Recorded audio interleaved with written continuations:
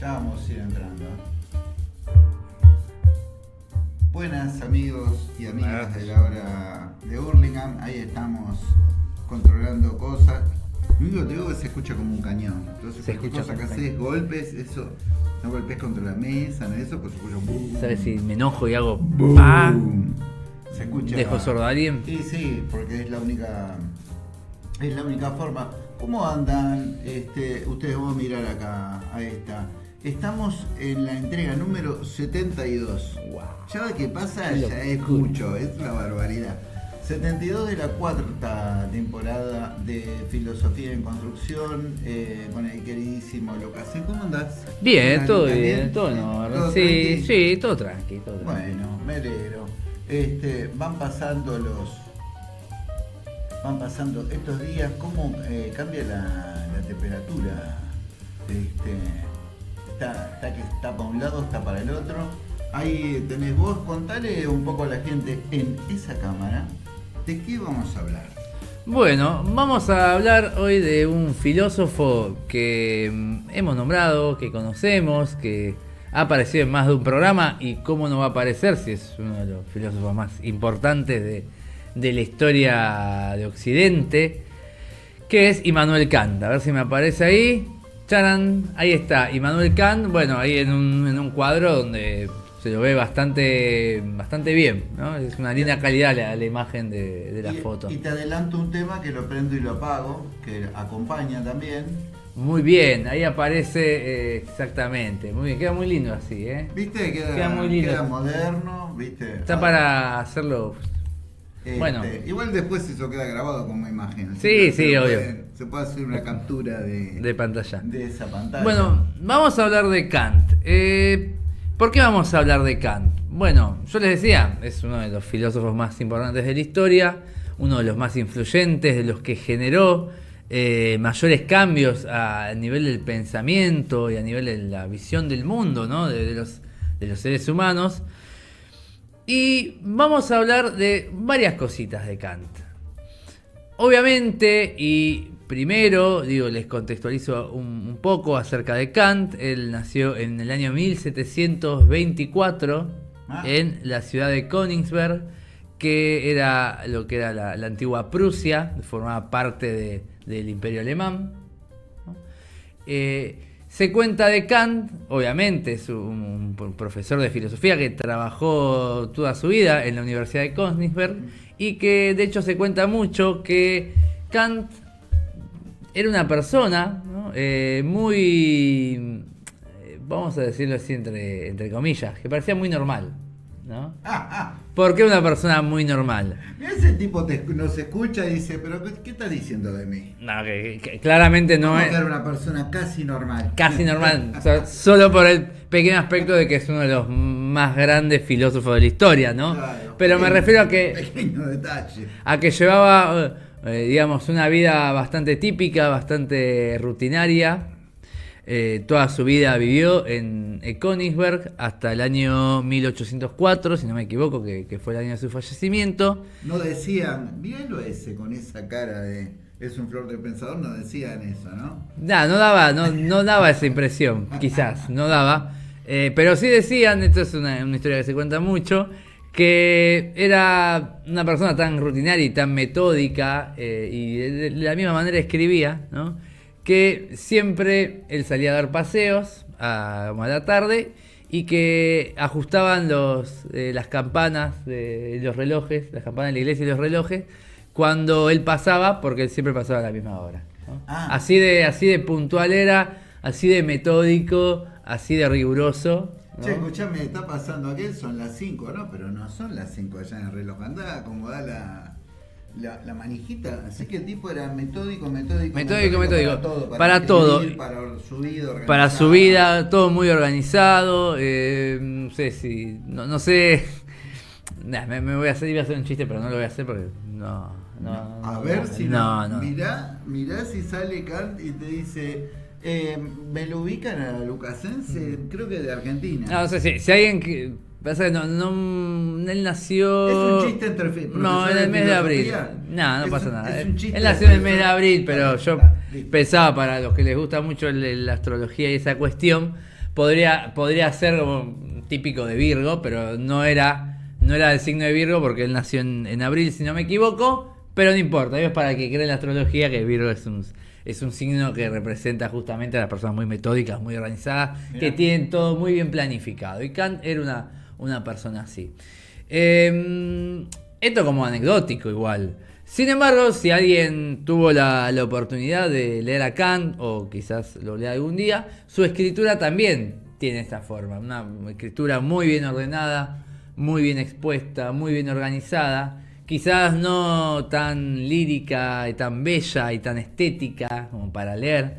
No es que en particular genere un agrado, digamos, ¿no? Estético, un gozo estético leer a Kant, pero sí es extremadamente claro con las ideas que tiene, con los planteos que tiene y con la forma de escribir y con lo que quiere decir. Cosa muy importante cuando sobre todo dice tantas cosas y tan importantes y también tan difíciles de entender, ¿no? Porque vieron que uno en general, supongo que le pasa a la mayoría de las personas, ¿no?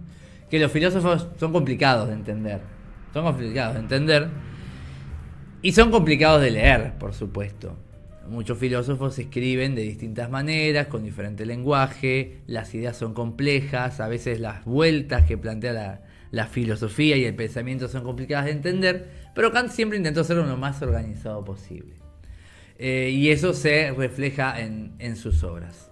Quizás la obra más conocida, más importante de Kant es la crítica de la razón pura, que básicamente significó como una revolución en la historia de la filosofía, ¿no? Porque se dice, dicen, ¿no? los estudiosos, que lo que hace Kant en la filosofía es el equivalente a lo que hizo Copérnico en la astronomía, ¿no? Que se llama, o se le dice, el giro copernicano. Una vuelta de campana, podríamos decir. Exactamente, una vuelta de campana total, ¿no? O sea, una revolución, un giro de 180 grados en cómo se pensaba, ¿no? ¿Y cómo lo tomó la gente? ¿Cómo lo tomaron los colegas de su momento? ¿Cómo lo tomaron las autoridades de su momento en general? Como todo cambio. Como todo cambio, lentamente, exactamente, con lentitud. Él ya tenía una posición muy, muy respetable y muy conocida como profesor y como escritor de filosofía en su ciudad. Pero en un momento Kant decide como llamarse a silencio. No escribe durante 11 años, no publica nada. ¿Algún motivo en especial? Nada. Tenía que ver con una cuestión interna de búsqueda, de pensamiento, ¿no? O sea, decidió dejar de escribir para concentrarse en poder profundizar y poder entender, comprender, estudiar lo que él quería, ¿no? Y basado en lo que vos dijiste, seguro que el tipo dijo, me voy a dar un tiempo para ordenarme. Exactamente. Y se tomó sus buenos 11 años. Está bien. Donde no publicó nada, hasta que justamente, dio a la luz esta obra tan importante que fue la crítica de la razón pura, la que en realidad no va a ser el tema de hoy, pero es para contextualizar, porque después lo vamos a tocar, ¿no? Vale. Y sobre todo para tomar esta idea del giro copernicano, que es la que me interesa traer, Ahí lo ponemos. que aparece ahí arriba. ¿Por qué giro copernicano? Bueno, vamos a Nicolás Copérnico. Nicolás Copérnico es el padre, de alguna manera, de la astronomía moderna. ¿Por qué? Porque fue el que planteó que el Sol no es el centro del sistema solar, sino que en realidad... al revés, que la Tierra no es Claro. Perdón, que la Tierra no es el centro... Yo digo... de pronto era terraplanista. Claro, yo dije ya, ¿qué? Me estoy imaginando la Tierra plana, 4 elefantes. Perdón, me quise... Nos pasa eso, muchas cosas en la cabeza uno se adelanta mal. Quiero decir, al revés, ¿no? Que ordenate, me ordeno como Kant. No me rete.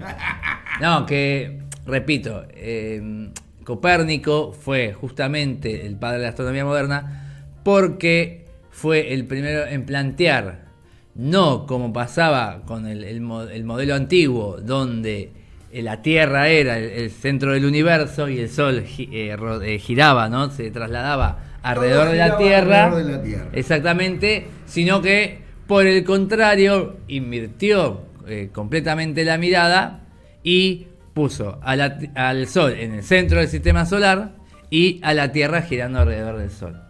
Bueno, eso que dije mal recién, ahora lo dije bien, es lo que de alguna manera... De aprender, y de fortificar el concepto también. Por ¿no? supuesto, estabas atento. Claro. Ese giro, se llama giro copernicano justamente, también implica otra cosa, que lo que hace Copérnico es, gracias a la invención del telescopio, justamente, que es una invención de él, ¿no? Decide dejar de aceptar y de creer el modelo astronómico que se había ya impuesto desde Aristóteles, desde Ptolomeo, y que se sostuvo toda la Edad Media y que la Iglesia defendió incluso con la persecución y la muerte y las acusaciones de herejía, ¿no? Copérnico dejó de creer pasivamente, ¿no? Ese conocimiento que se le había instalado y decidió tomar un rol activo, crear un instrumento que fue el telescopio y mirar él mismo el cielo y volver a mirar lo que ya no se estaba mirando, ¿no? Por decirlo así. Dejó el rol de pasividad para justamente asumir el rol de actividad. De alguna manera volvió a poner al ser humano en el centro de la búsqueda del conocimiento. Y Kant justamente hace lo mismo. ¿Por qué? Porque hasta el momento de Kant se creía, en realidad, que la mente humana, o vamos a decirle mejor dicho, ¿no? La razón, ¿no? Que era nuestra facultad de conocimiento, era una facultad que lo único que hacía era, ¿no?, conocer el mundo exterior y interiorizarlo. Pero que el mundo exterior era de una sola manera, que era objetivo, que era igual para todos, y que lo único que tenía que hacer la mente humana era conocer ese mundo. ¿Qué es lo que va a decir Kant? ¿Y por qué es un giro copernicano? Porque él va a invertir ese lugar. No es ya que la mente es solo un receptor de lo que pasa en el mundo. Claro. Lo que va a plantear es que la razón humana, de alguna manera, que podemos explicar en otro programa, va a ser una facultad activa que va a constituir, que va a construir ese mundo que conocemos. Ya no es el sujeto recibiendo la información que nos da el objeto, ¿no? Sino que es el sujeto que con sus propias capacidades, categorías, que él va a explicar después muy bien y detallado en ese libro, va a ser el que va a crear el objeto del conocimiento. Te hago una pregunta como alumno. Sí. Lo que estamos hablando principalmente debe estar referido a lo que es el mundo de las relaciones humanas, ¿no? Porque, digamos, vos ves la naturaleza, vos ves que hay un árbol, ¿qué podés hacer con ese árbol? Sí, analizarlo, estudiarlo en profundidad y de repente tener un conocimiento mayor de ese árbol. De cualquier forma no cambiaría nada porque la naturaleza del árbol es objetiva. Bueno, eso es lo que viene a discutir Kant. Justamente es lo que viene a discutir Kant, que en realidad hasta ese momento siempre la humanidad pensó que ese árbol que vos ves ahí tiene una naturaleza completamente objetiva y que lo único que haces vos, bueno, es traer esa imagen y esas características a tu mente, y lo que va a decir Kant es que en realidad cuando vos ves el árbol no estás viendo algo puramente alejado de tu razón, sino que tu razón en conjunto, digamos, con lo material configuran ese árbol que estás viendo. Pero ahí entiendo. Que es tu razón la que está de alguna manera constituyendo ese objeto que ves.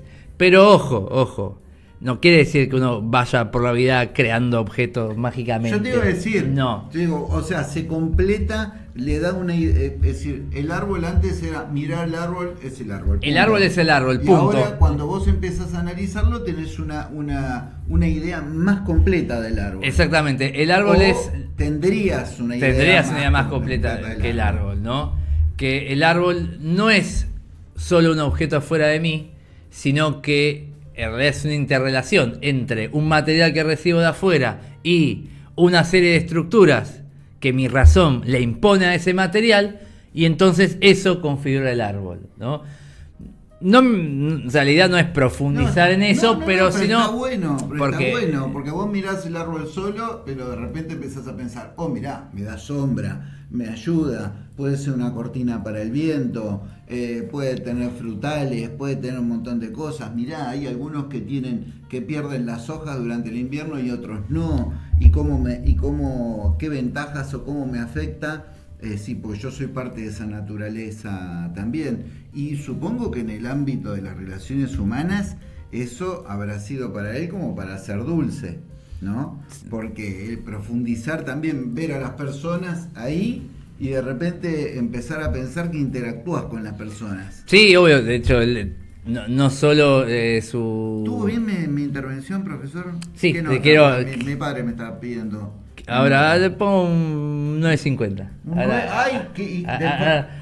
Ahora te agrego el 50. Esos chicos que quieren el 10.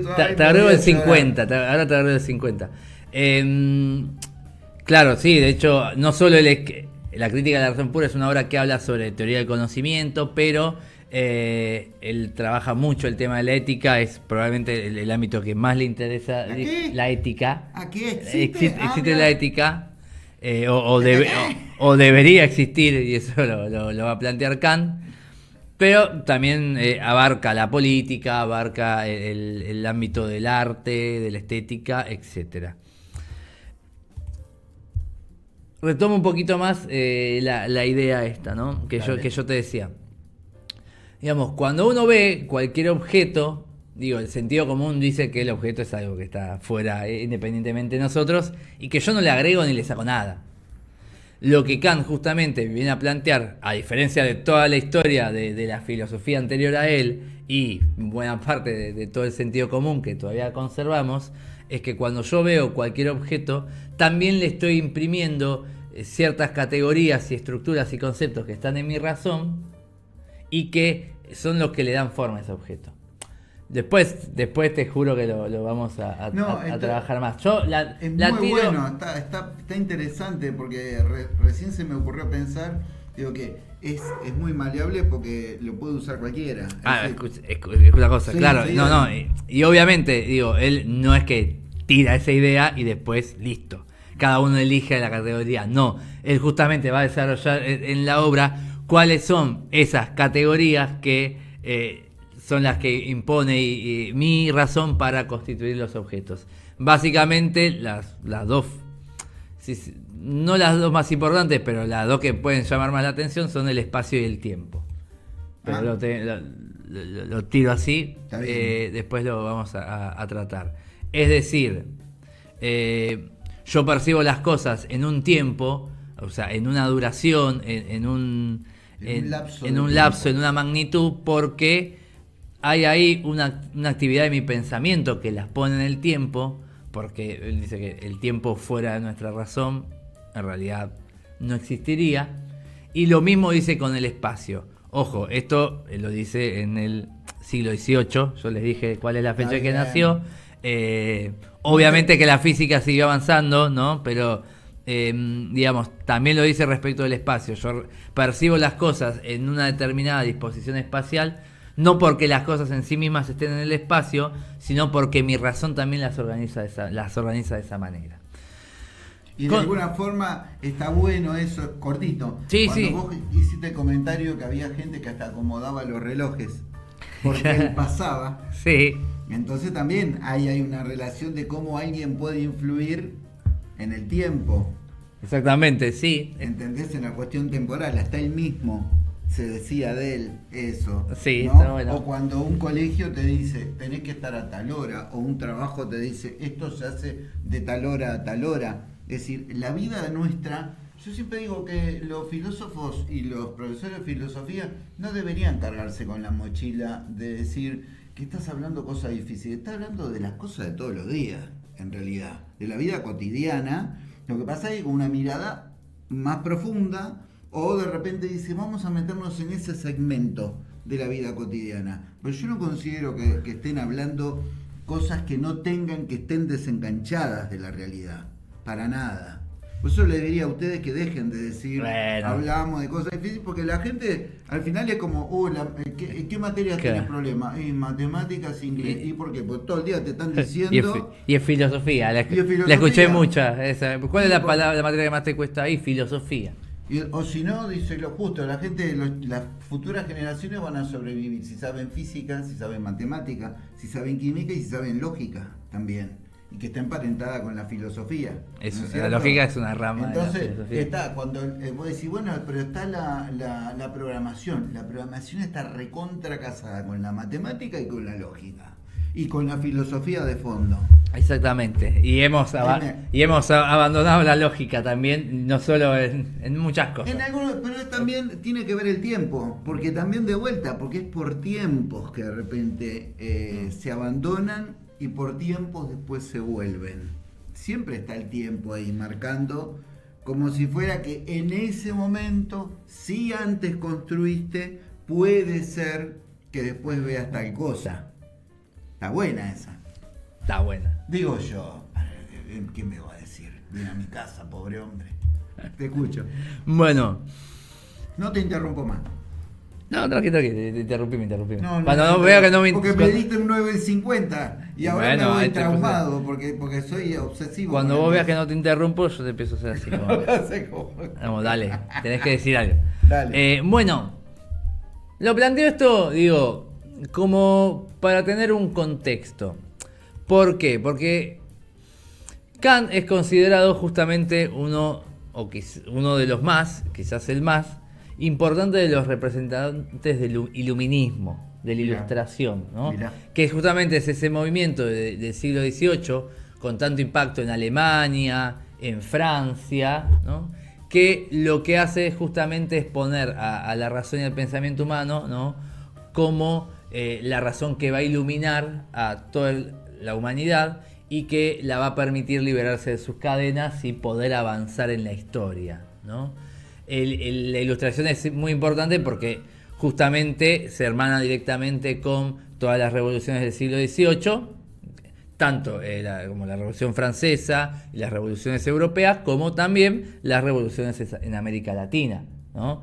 Justamente con personajes como Mariano Moreno o Belgrano, que representan el iluminismo, ¿no? Que obviamente proviene de Europa, pero que luego se expande acá en América. Entonces, Kant tiene mucho peso en la historia y su pensamiento es muy revolucionario en ese sentido. Y para cualquiera que quizás dijo, qué interesante lo que dice Kant, por ahí voy a leer algo de Kant, ¿no? Y uno dice, bueno, ¿y por dónde voy a empezar a leer Kant? Hay un texto de Kant, ¿no? un texto muy breve, un ensayo muy corto, que se llama ¿Qué es la ilustración?, que es una obra publicada entre 1783 y 1784, ¿no? Él ya teniendo 60 años, ¿no? Que es un ensayo muy corto, una obra muy corta de 5 o 6 hojas, ¿no? Donde justamente en este pleno desarrollo del movimiento ilustrado, ¿no? Él va a salir a exponer su pensamiento, por supuesto, y va a ser como un elogio a la ilustración, ¿no? Con palabras que si uno va al lenguaje, otra vez repito, de próceres de nuestra historia, como Mariano Moreno, cuando hablaba de los pueblos ilustrados, o Belgrano, o el propio San Martín, es un lenguaje muy similar, porque todo, digamos... es un río que viene de la misma fuente, ¿no? Artigas decía, sean los orientales Artigas. tan ilustrados como valientes. Artigas, exactamente, muy bien, gracias por ilustrados y valientes, muy bien, ¿no?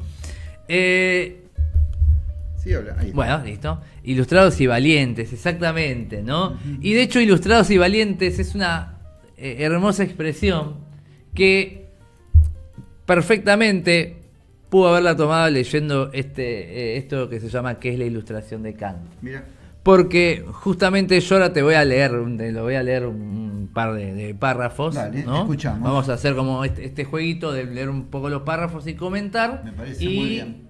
Obviamente, y reflexionarlo un poquito y dar un cierre, ¿no? Porque todo esto que van a leer, van a ver que perfectamente se puede aplicar al hoy, al mañana y al siempre, porque eso es la filosofía, ¿no? Por eso Kant es Kant. Exactamente. Y nosotros somos los que hablamos de Kant. Nosotros estamos acá robando con Kant. ¿Qué le va a hacer? Al menos yo, Pero, que no soy filósofo ni profesor de filosofía, claro, ni licenciado en educación como el caballero. Exactamente, pero bueno, lo único que yo hago es mutilar un poco a Kant para traer una partecita de él acá. Así que, pero realmente recomiendo, y es más, en una nota de la obra de Burlingame que hablábamos que escribí, que hablaba sobre, creo que era el número 7 libros de filosofía como para empezar. Cité que es la ilustración porque realmente es muy amigable de leer, pero te pinta un movimiento y te pinta una época, ¿no? Entonces, Escucho. te leo el primer párrafo y te leo un poquito del segundo, porque ahora que me hablaste de Artigas, vas a ver que dicen algo muy parecido. Dice, la ilustración es la salida del hombre de la minoría de edad causada por él mismo. La minoría de edad es la incapacidad para servirse del propio entendimiento sin la guía de otro. Esa minoría de edad es causada por el hombre mismo, cuando la causa de ésta no radica en una carencia del entendimiento, sino en una falta de decisión y arrojo para servirse del propio entendimiento sin la dirección del de algún otro. Sapere aude, dice la expresión en latín, ten valentía para servirte de tu propio entendimiento. Esa es la consigna de la ilustración. Mirá, justo, ten valentía. Bueno, por eso te digo, dice, ten valentía para servirte de tu propio entendimiento. Ilustrados y valientes, ¿no? Por eso, fíjate, es muy interesante, digo, porque cuando uno aprende a conectar las cosas, empieza a entender lo que yo digo siempre, no pensamos solos. Las ideas nos nacen de la mente de una persona de la nada. No, todo está conectado, las ideas están conectadas, ¿no? Como decía Albert Einstein, decía que todas las ideas ya estaban escritas en el universo. Todo ya estaba armado. Que lo que él había pasado con él decía, y yo lo apliqué para mí, sí. En determinado momento decía, yo tuve simplemente la capacidad de bajarlas. Claro. Fue como diciendo, él se desmitificaba como diciendo, yo no estoy inventando nada, eso ya está escrito. Evidentemente las ideas importantes ya están escritas. Claro. Bueno, repito o comento este primer párrafo, ¿no? Él está diciendo, está presentando que es la ilustración, dice, es salir de la minoría de edad, ¿no? O sea, ¿qué quiere decir? Bueno, ser adulto, madurar, ¿no? Como decimos en la calle muy ordinariamente, dejar de comerse los mocos, ¿no? Me gusta. Esa, ¿viste? Dice, Deja de ser niño, deja de comerte los mocos, te lo dicen así cuando se enojan contigo. Exactamente. Te dicen, ponete los pantalones largos, es la otra expresión. Claro.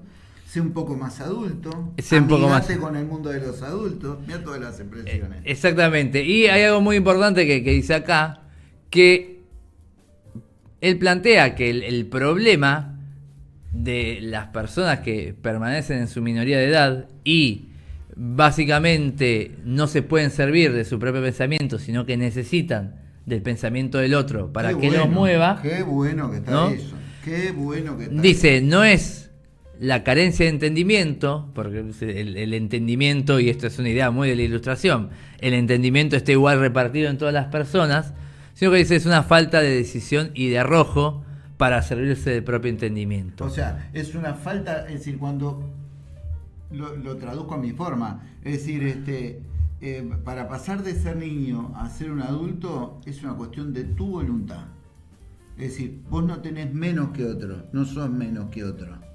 Y entonces te dice que cuando sos niño estás dependiendo de qué está pensando otro. Se parece bastante a nuestra sociedad en justo este momento que estamos viviendo. Y entonces donde vos decís, pero la gente, todos nosotros como sociedad, debemos empezar a hacer nuestro aporte, porque no es egoísta. Cuando te dicen el colectivo obvio que también existe, pero lo que pasa es que, ¿qué tipo de colectivo? Un colectivo donde todos dicen a coro, uno, y de repente uno dice dos, y el que dice dos lo miran todo con cara rara. Uh-huh. No, es decir, seamos adultos, empecemos a pensar por nosotros mismos, empecemos a obturar esa idea de que otro va a pensar por nosotros porque no nos funcionó.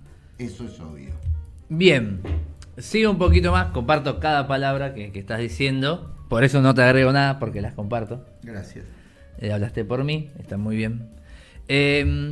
Sigo inmediatamente. Bueno, una cosa, aparece esta expresión en latín, sapere aude, que significa atrévete a pensar, que quiere decir atrévete a pensar por vos mismo, sé valiente para usar tu propio entendimiento.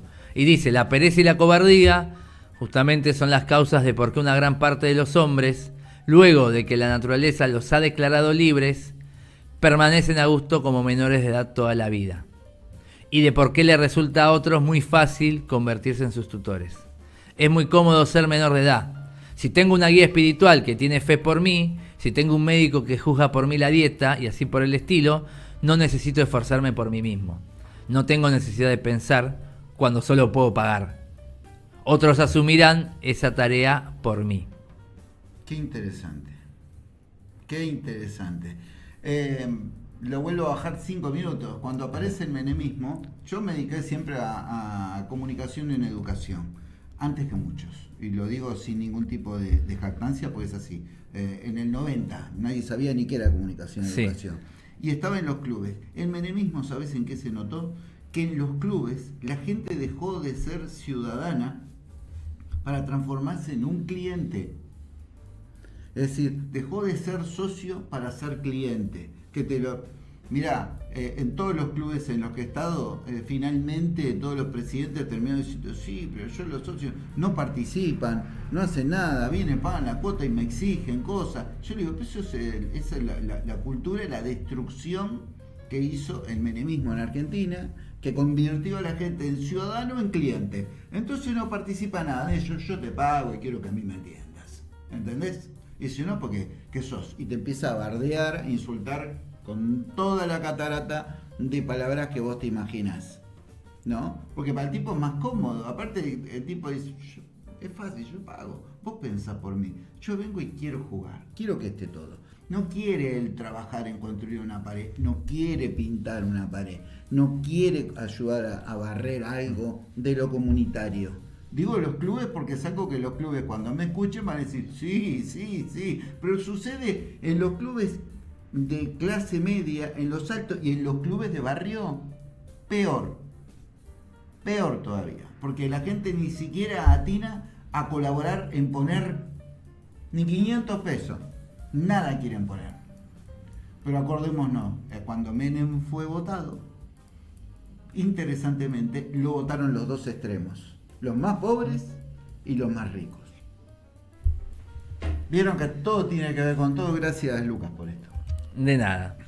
Dice, a cada hombre en particular le resulta difícil salir de la minoría de edad convertida casi en una segunda naturaleza, ¿no? Diciendo, nos acostumbramos tanto a ser menores de edad, a no pensar por nosotros mismos, que ya es como parte de nuestra costumbre, ¿no? Incluso hasta se han encariñado con ella y será en realidad incapaz de servirse de su propio entendimiento, por cuanto no se le permitiría ni siquiera hacer el intento. Las prescripciones y las formalidades son los grilletes de una minoría de edad que se vuelve permanente. Aquel que la rechazara haría con ello, no obstante, un salto tan inseguro sobre una zanja tan estrecha por cuanto no se ha acostumbrado al movimiento libre. Son solo muy pocos los que satisfactoriamente se han podido liberar de la minoría de edad por medio del esfuerzo de su espíritu y avanzan con paso seguro. Pero que una sociedad se ilustre es por el contrario algo bastante probable, dice. Incluso cuando se deja solo la libertad es algo inevitable. Pues siempre se encontrarán, incluso entre los tutores señalados de la gran masa, algunos pensadores autónomos, quienes luego de haberse sacudido ellos mismos del yugo de la minoría de edad, extenderán a su alrededor el espíritu del aprecio por el valor propio y la vocación de cada hombre para pensar por sí mismos. Me detengo ahí. Pero parece como si hubiera estado escrito para el día de hoy. Para el día de hoy. Bueno, digo, lo pongo si se quiere en mis palabras, pero... Te escucho. Básicamente plantea, obviamente, que es difícil que las personas acostumbradas a, si se quiere, no pensar o a poner su pensamiento y su vida y sus decisiones en manos del otro, ¿no? Se despierten, ¿no? Por decirlo así, y comiencen a avanzar en ese proceso por liberarse a sí mismos y por crecer y por ilustrarse. Sin embargo, considera que en la sociedad es un proceso que en realidad se está sucediendo, ¿no? Incluso él lo ve como de ese lado colectivo, y parece que él lo escribe justamente en el auge de la ilustración y viendo el progreso que está sucediendo. Por eso dice que siempre en la sociedad hay algunos hombres, algunas mujeres también, obviamente, pensadores, pensadoras, autónomas que buscan extender o buscan propagar justamente ese espíritu de libre pensamiento e incentivar a los hombres y a las personas y a las mujeres que puedan pensar por sí mismas, ¿no? O sea, yo te hago una pregunta. Sí. Si viene, a mí me pasó, si viniera una docente y vos la escuchás que habla peyorativamente de un libre pensador, ¿vos qué pensás? Yo no te voy a decir jamás el nombre de esa persona, nunca. Bueno. Pero es bastante fiero, ¿no es cierto? El ataque al libre pensamiento. Pero ¿qué dice? A ver, y usa la figura literalmente a... Sí, dijo, ¿no? Es un libre pensador, empezó a bardear a los libres pensadores. Y Bueno, por supuesto que me indignaría profundamente que se exprese de esa manera, y por el contrario, hasta me parece un discurso peligroso justamente para una sociedad, porque es básicamente como plantear una línea de obediencia, claro, y de autoritarismo. Claro. Si se borra la libertad de pensamiento, que ojo, libertad de pensamiento no es libertinaje de pensamiento, estamos hablando de libre pensamiento. Si se elimina eso, lo único que se está generando es justamente un sometimiento, una relación de autoritarismo, una violencia, ¿no? Una obediencia ciega. Aparte, yo creo que una obediencia ciega es lo peor que puede haber para el desarrollo del ser humano.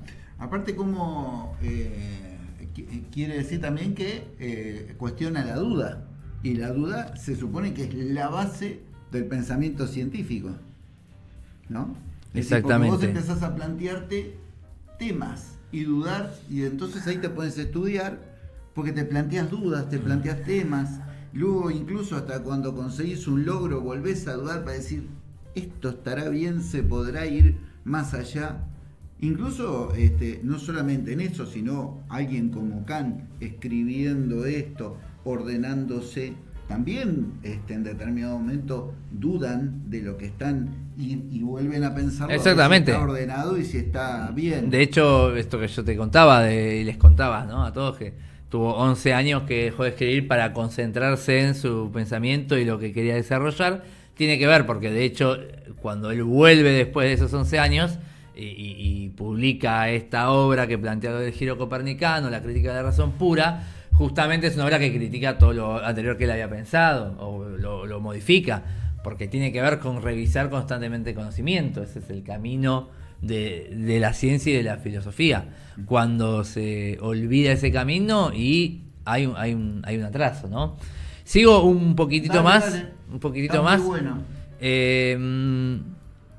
Léanlo. Yo obviamente lo estoy leyendo acá desde el celular, por eso googlea, o sea, es muy fácil. Pones qué es la ilustración Kant, leer y te aparece. O entras a YouTube y hasta audiolibro y lo escuchás si no tenés ganas. Ni siquiera te que sentarte a leer. Mira. Podés poner un audiolibro y escucharlo. O sea, hasta esa facilidad tenemos, ¿no? Pero después no nos ilustramos. Y eso de eso habla Kant, ¿no? De cómo seguimos, incluso teniendo tantas herramientas, poniéndolas, ¿no?, en manos de otros y no de nosotros. Sigo 2 párrafos más, quiero leer. 2 parrafitos más y cerramos. Pero que esto me parece muy interesante, incluso con lo que vos me dijiste recién. Dice, para la ilustración no se requiere más que la libertad. Y por cierto, la menos dañina de todas las que se puedan llamar libertad, o sea, aquella para poder hacer uso público de la razón en todos los asuntos. Estoy hablando de la libertad de pensamiento y de la libertad de, obviamente, expresar el pensamiento. Pero por todas partes oigo ahora la llamada, no razones. El oficial dice, no razones, sino hace la maniobra. El recaudador de impuestos dice, no razones, sino pagame. El guía espiritual dice, no razones, sino cree. Y pone el diezmo.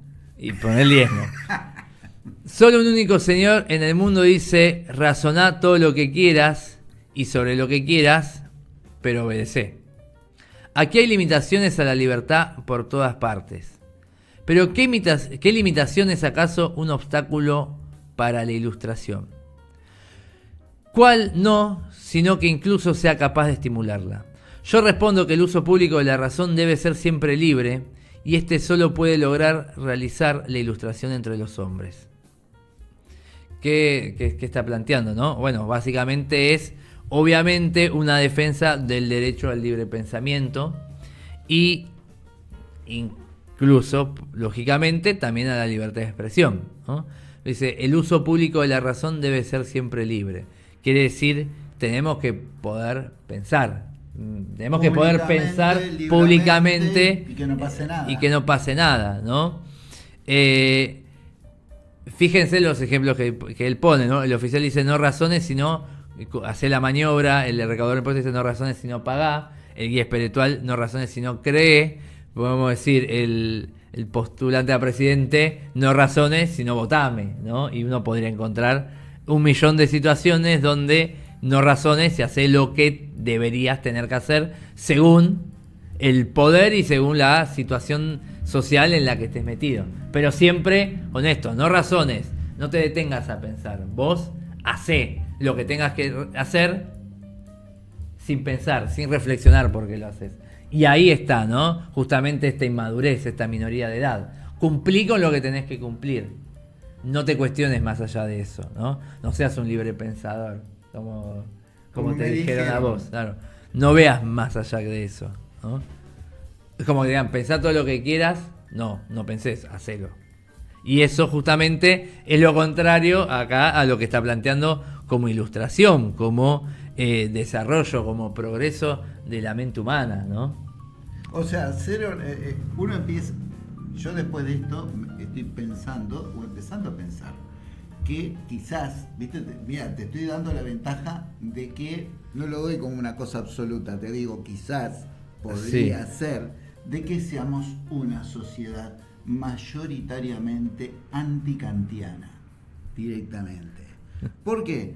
Porque ustedes sabrán que inclusive en el ámbito político, que es el que rige todo, cuando viene alguien nuevo a tomar una postura en Argentina, lo que en Argentina funciona son las purgas. Es decir, el que viene echa todo lo que representa del que estaba antes. Entonces ahí no hay, está fuera del juego el debate, está fuera del juego, es decir, la preposición y la proposición de cosas públicas y de cosas colectivas, sino que viene otro que te va a decir a vos qué es lo que tenés que hacer, y si no lo vas a hacer, game over directamente. Y eso es antikantiano directamente, pero antikantiano mal. Exactamente. Bueno, el texto sigue planteando algunas cosas. Él hace mucho foco, no voy a leer esas partes, pero sobre todo, y piensen en la época, en la libertad religiosa, ¿no? O sea, la libertad de poder pensar más allá del dogma religioso. Él lo señala repetidas veces, como él dice, del despotismo espiritual, ¿no? Del no dejar justamente que otros nos digan qué es lo correcto, qué es lo que se debe hacer, sino llegar a esa conclusión por nosotros mismos. Obviamente la Ilustración es un movimiento que tiene una fe profunda en la razón humana y en todo lo que nos puede ofrecer. Hemos visto otros pensadores y otras corrientes que justamente acá encuentran el germen del mal, por decirlo así. Pero, digo, más allá de la opinión de cada uno, acá lo importante es que pensemos, y eso es la idea, por eso lo traemos acá. Entonces, ¿no? El texto, la obra continúa un poco más, y en un momento, ¿no? Él se pregunta si vivimos en una época ilustrada, ¿no? Obviamente en el contexto de su vida en Prusia, en Alemania, ¿no? Y él dice, si se pregunta si vivimos en una época ilustrada, entonces la respuesta es no. Pero vivimos en una época de la Ilustración, ¿no? Él lo está pensando como un proceso. Falta realmente mucho para que los hombres, tal como están las cosas ahora, miradas en general, estén en condiciones para servirse bien y con seguridad de su propio entendimiento, sin la dirección de algún otro en asuntos de la religión. Si nosotros le cambiamos religión por otras cosas, política, economía, cultura, etcétera, llegamos un poco a lo mismo, ¿no? Porque al fin y al cabo lo que hay es la incitación a ser valientes y a pensar por nosotros mismos. Tenemos claras señales de que solo ahora se les abre a los hombres el campo para trabajar libremente en ello y reducir gradualmente los obstáculos que impiden la Ilustración general y así poder salir de la minoría de edad causadas por ellos mismos. Bajo esta perspectiva, esta época es una época de Ilustración, ¿no? Y bueno, sigue un poquito más hablando, ¿no? Repitiendo y centrándose mucho justamente en el aspecto religioso, pero yo quería quedarme con esa idea, ¿no? Con esta cuestión y esta frase también que ha quedado, ¿no? tan marcada en la historia de la filosofía, esta expresión en latín, el sapere aude, que justamente lo que nos incita es a ser valientes, ¿no? A arrojarnos, a jugárnosla y a jugárnosla por el pensamiento, justamente, por el entendimiento, ¿no? Por razonar, por pensar por nosotros mismos. Me pareció genial esa acotación que me hiciste respecto de Artigas, ¿no? Los orientales tan ilustrados como valientes. Porque justamente, ¿no? Justamente, y eso marca muy bien cuál es la mentalidad, ¿no? Del pensamiento ilustrado. No solo es una cuestión de entendimiento y de conocimiento, sino la incitación a dejar el miedo, dejar la cobardía y dejar la pereza, que eso quizás hoy en día lo que más pesa es justamente la pereza, ¿no? Bueno, que se ocupe otro, que lo haga otro, yo no me voy a hacer cargo, y salir de ese estado de niñez, justamente, o de adolescencia en el que vivimos tantas personas dentro de la sociedad, para justamente convertirnos en adultos que somos responsables de nuestras propias ideas, de nuestros pensamientos propios, y que también justamente somos responsables de sus consecuencias y de tener que hacernos cargo de lo que pensamos, de lo que sentimos, de lo que hacemos y también, por supuesto, de lo que votamos, ¿no? Pero, ¿cuál es la importancia acá? Bueno, tiene que ver con esto, con asumir justamente que somos nosotros los dueños de nuestra vida y que somos nosotros los dueños de nuestro pensamiento, y también que somos los responsables y de los que nos hacemos cargo de las consecuencias de nuestras acciones. Porque justamente la Ilustración es dejar de que los otros piensen por mí y hacerme cargo yo de mi propio pensamiento y de mi propia vida. Así que digo, con eso, quisiera cerrar esta pequeña lectura que estuvimos compartiendo, y se los recomiendo que lean, más allá de que les interese o no toda la otra parte del pensamiento de Kant, que que vamos a traer en otra emisión del programa. Pero estos son literalmente un par de paginitas, unos minutos de audiolibro o lo que quieran hacer, y está bueno escucharlo porque nos hace entender bastante bien, ¿no?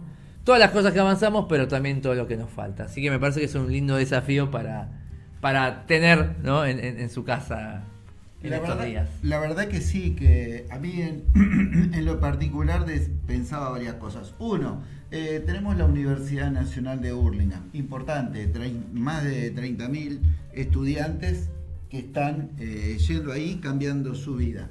Cada uno de los estudiantes debería leer esto.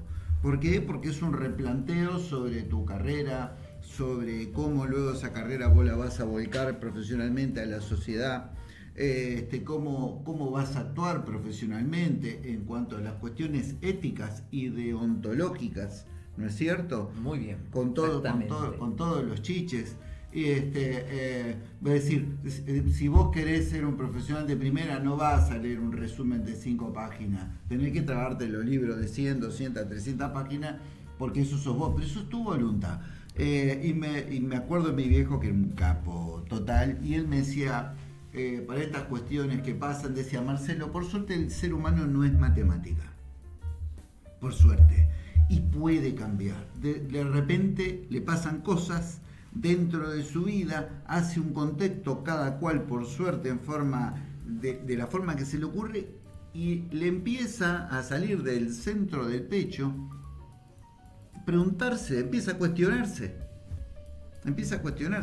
Hay otras personas que sí se cuestionan y que creen eso, pero lo tienen muy tamizado sobre, es decir, su actuación como adulto en cuanto a su trabajo, su empresa, sus cosas así, y no lo ven tanto en cuanto que también tienen responsabilidad de cómo se comportan con las otras personas, ¿no es cierto? Hay una serie de temas ahí que son muy, muy importantes. Siempre repito y digo lo mismo, hoy en día uno de los temas principales están hablando de la economía. Mirá, no hay desarrollo económico si no hay desarrollo cultural. Es así. ¿Por qué? Porque aquellas personas y millones de personas que viven en situaciones desventajosas, tiene que llegar un momento donde que se tienen que cuestionar qué le está pasando y qué cosas tienen a la mano que no usan. Tienen educación pública gratuita, ¿entendés? Tienen un montón de cosas. ¿Qué es lo que no estás usando? ¿A quién estás eligiendo como tus representantes? Vos estás tirado en la lona y estás eligiendo como si vos tuvieras un BMW para la puerta de tu casa, ¿entendés? Y en todas estas cosas es importante. También es importante verlo acá, pensando antes de la Revolución Francesa. ¿Es cierto? El texto, sí. Es anterior a la Revolución Francesa, o sea... Son 5 años antes. 5 años antes, mirá, pero es mucho antes que nuestra vida hoy en día, que pensamos que porque estamos en las redes estamos tallando al mundo. Te lo digo, pues si te lo caíste, que estás, porque sos un youtuber, pensás que estás moldeando a alguien y que estás creando algo. No, estás provocando situaciones y no lo sabés. También vos que necesitas que te provoquen. Lo importante es que dejes de ser niño. Y que hagas las cosas que tengas que hacer. Pero sobre todo, lo segundo que me acordé ahora en este momento es que a mí me encanta que la gente piense y que piense como quiera. Cuando estoy con Lucas, cuando estamos con Pablo Ambrosetti, con quien estamos, siempre decimos lo mismo: no queremos que piensen como nosotros. Y eso mismo... Queremos que piensen por su cuenta. Y eso mismo es lo que acabamos de leer, ¿no? Porque dice eso. Tampoco Kant está diciendo pensá como yo, dice atrévete a pensar por vos mismo. Y claro, así se plantea. Claro, anímate. Eso sí, va a ser muy importante. ¿Por qué? Porque luego vas a sentir alegría. A pesar de que en el afuera las cosas no funcionen. ¿Por qué? ¿Cuál es la alegría? La alegría de saber qué es lo que vos querés. la alegría de que tenés armado un mundo que no es idílico, un mundo que no es una utopía, donde vos querés trabajar por la alegría para todas las personas, querés trabajar por una patria para todas las personas. Yo particularmente, por más que lo que yo pienso no es lo popular, siento una gran alegría de lo que yo quiero conseguir, que entiendo que tiene gran que ver con él, con Pablo, con todos los que escriben en la obra de Hurlingham, que semillamos eso. Y a los otros, no tenemos que decirle con el rostro adulto, decimos, te estás perdiendo de la alegría de ser libre. ¿No? Te estás perdiendo de eso. No te lo pierdas. No te lo pierdas. ¿Entendés? Porque además cuando sos libre, vas entendiendo que el otro tiene que ser libre sin amenazas, sin motosierras, sin topadoras, sin nada. Tiene que ser libre, dejarlo tranquilo, en paz. Y claro, uno va pidiendo las cosas, pero está de más la agresividad. La agresividad es parte del control hacia el otro. No es más que eso. ¿Está? El fin de semana va todo con sol. Así que si tenés plata y te alcanza o enganchás, si tenés plata, préstanos. Préstanos. Estaría, mirá, ¿quién somos nosotros para decirte que no? Te pongo las manitos así, te doy mi CBU. Andás a la carnicería, ponés cualquier pedacito de carne, lo que puedas hacer es invitás a tus amigos y che, hacemos la romana, pagamos, la pagamos entre todos y lo pasás bien con tu familia, con los afectos verdaderos, con los amigos verdaderos y la pasás bien y charlan de la vida cotidiana, ¿está? Charlan de la vida cotidiana, eso es fundamental. Gente, Lucas, un gusto. Nos vemos. Dale, muchas gracias. Siempre. Nos vemos la próxima, siempre es un placer. Cerrá vos compartir, ahí, dale, que yo me callo. Compartir y pensar en conjunto, por eso nos llamamos Filosofía en Construcción, porque la idea es construir, como decimos siempre, no que piensen igual que nosotros, que básicamente no somos nadie, sino que esto los incite, los estimule, les genere preguntas y lo haga pensar por ustedes mismos. Que eso es un poco lo que queríamos transmitir en el programa de hoy, más allá de que siempre obviamente lo mencionamos y es una idea que guía este programa. Me pareció lindo leerlo también en las palabras de Kant y con la fuerza que lo plantea, ¿no? Pensando en justamente ser una sociedad un poco más consciente, más crítica, más reflexiva. Así que mientras se come el asadito de fin de semana con la gente que quiere, también escucha al otro, charle, pero escúchelo, dialoguen, profundicen y piensen, que me parece que es el único camino que tenemos para salir un poco de los callejones sin salida. Así que bueno, les agradecemos, gracias Marcelito, gracias a la gente de la hora que nos sigue y nos vemos la próxima. Nos vemos, gente, hasta luego, chao. Chau, chau.